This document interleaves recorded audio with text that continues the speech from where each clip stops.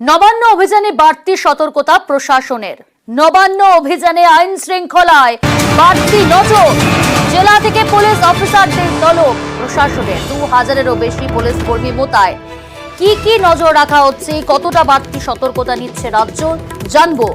সোমরাজ রয়েছে। সোমরাজ, দেখো 27 তারিখে যে নবান্ন অভিযানের ডাক দেওয়া হয়েছে, সেই নবান্ন অভিযানকে সামনে রেখে রাজ্য পুলিশ আইন শৃঙ্খলায় বাড়তি সতর্ক। যেটা নবান্ন সূত্রে খবর, এখনো পর্যন্ত 2000-এরও বেশি পুলিশ কর্মী মোতায়েন করার সিদ্ধান্ত নেওয়া হয়েছে। বিভিন্ন জেলা থেকে পুলিশকে ডাকা হচ্ছে, বিশেষ করে এসআই, কনস্টেবল, র্যাবের পদমর্যাদার মতো পুলিশদের ডাকা হচ্ছে এই নবান্ন অভিযানের আইন শৃঙ্খলাকে সামলানোর জন্য।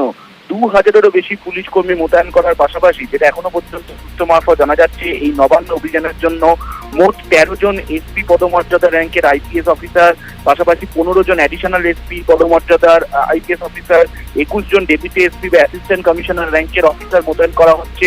এছাড়াও 26 জন ইন্সপেক্টর র্যাঙ্কের অফিসারও মোতায়েন থাকবে এই 27 তারিখের নবান্ন অভিযানকে সামনে রেখে।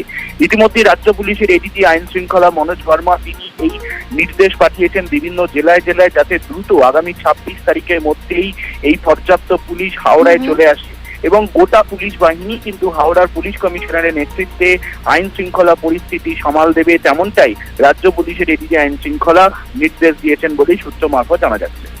বেশ, ধন্যবাদ সোমরাজ।